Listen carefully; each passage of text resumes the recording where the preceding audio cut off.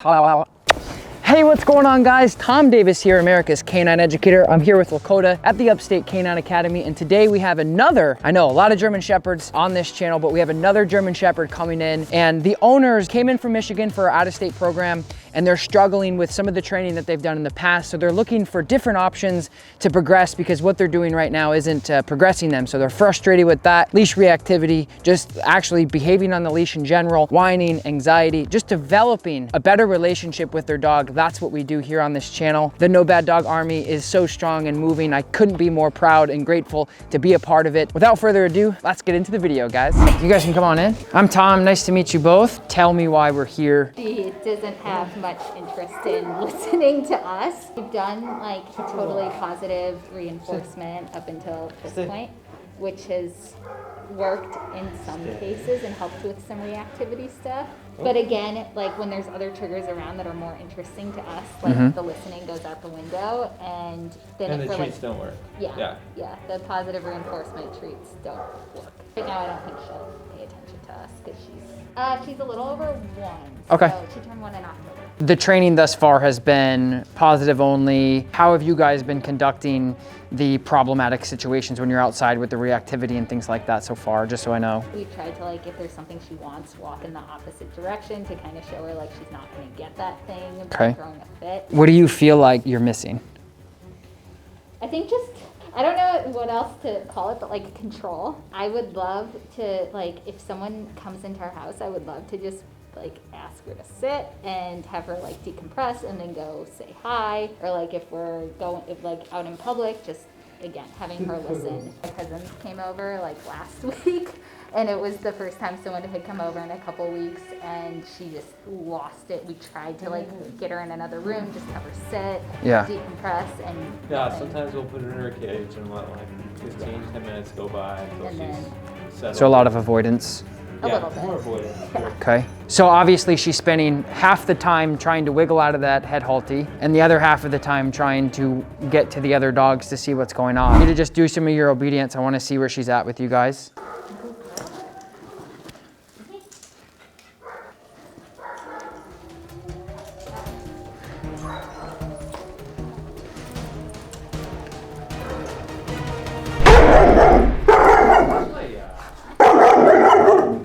All right, so what I want to do is I want to switch over equipment. Obviously this thing is just useless, absolutely just a distraction in life. So we're going to take all this and streamline it, just because she's, I don't want to say completely out of control, but definitely nowhere near as where she needs to be happy. We can tussle around with prong collars and plastic pinch collars and slip leashes, and we just got to see what works for her. That's, as me as, you know, a balanced dog trainer, is I have 15 different tools in my toolbox to help you guys out. I don't have just, hey, here's some food, and if that doesn't work, then we'll just do counter conditioning. Oh wait, she doesn't care about that either. Well, then you're just gonna have to deal with it and put a head halter on her until she stops whining. Where obviously you guys have drove from Michigan to here to get things figured out. It doesn't work. You guys familiar with the prong?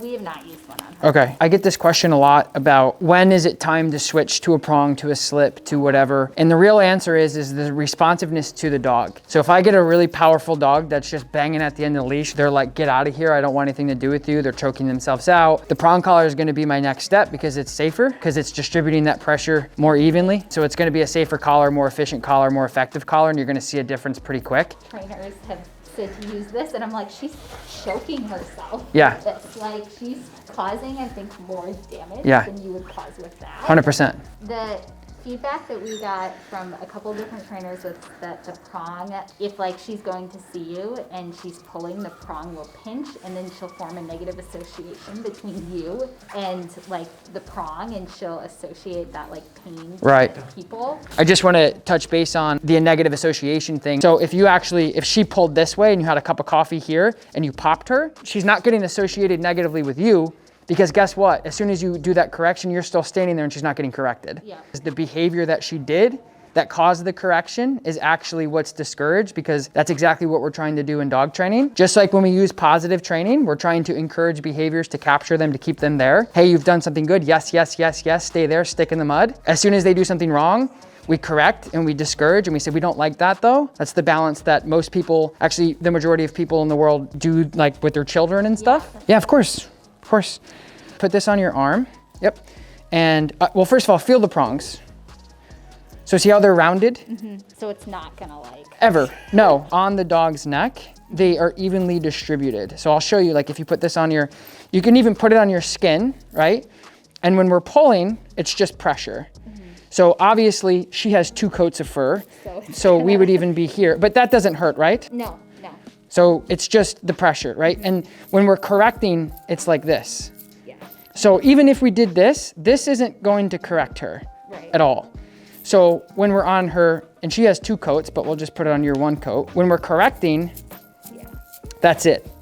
Okay, so when she pulls, right, and she does this, this isn't, like if you pull down, not gonna correct. The correction actually comes if you, hey, leave it, right?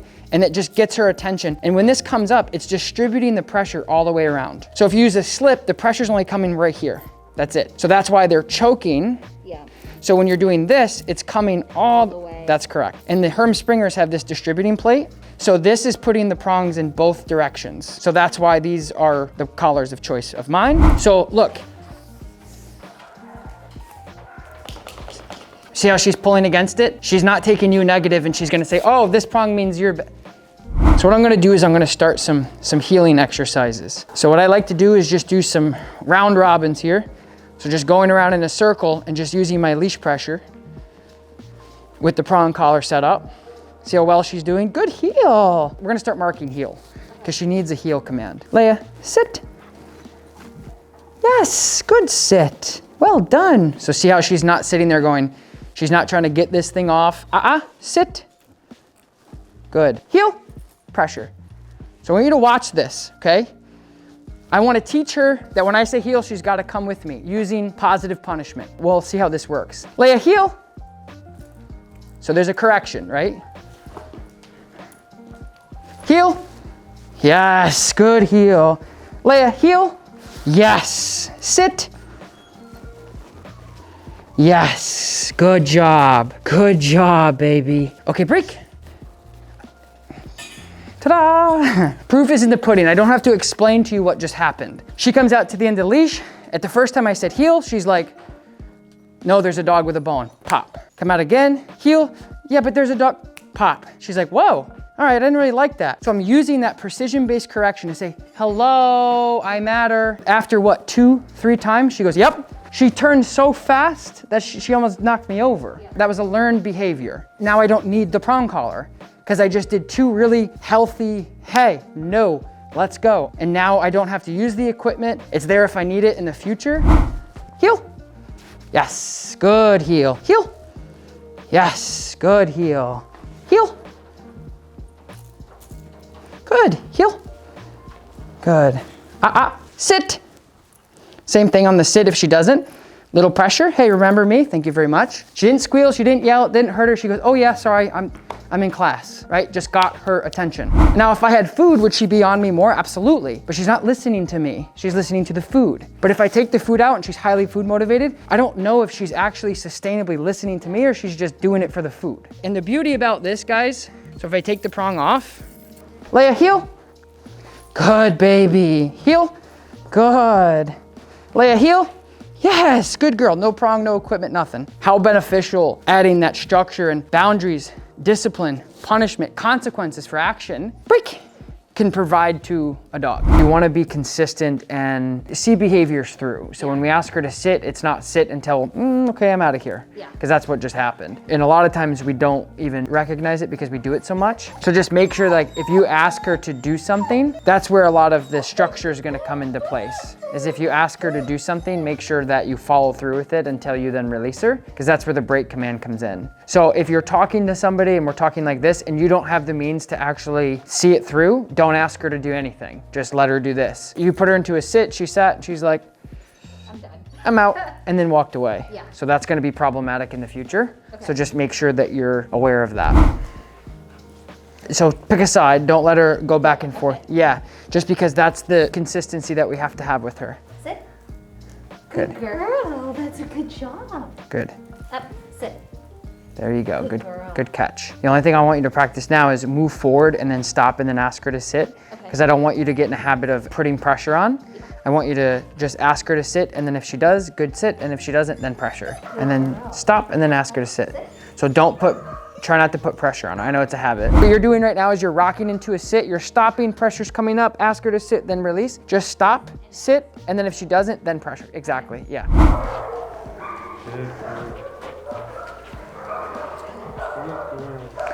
So now we have her to a point where she's around a dog she doesn't know. She's interested. Yeah. I'm not saying she's sleeping over here. But she's not throwing a temper. She's not reacting. Yeah. This is good. So when she's not reacting, good, leave it, good, sit, whatever. We're giving her lots of positive reinforcement. But as soon as she decides to react and get crazy, you're like, then the punishment happens. So I just want to go over like the positive impacts of making sure that she understands that when a dog comes in and she loses her mind and telling her that's inappropriate and here's an enforcement for doing it. Now we're able to have another dog out that she's never seen into a down state, which she's never been able to do. Am I right by saying that? Yeah.